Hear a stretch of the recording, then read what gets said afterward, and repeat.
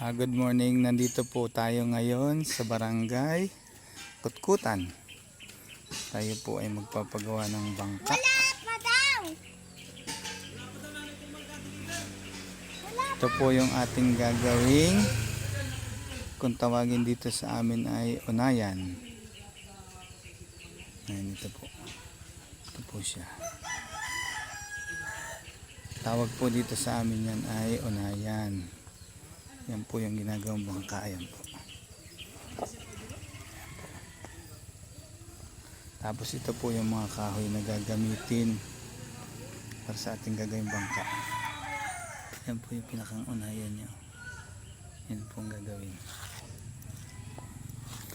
Abangan nyo po yung mga susunod na gagawin namin sa paggagawa ng bangka. Ay, salamat po.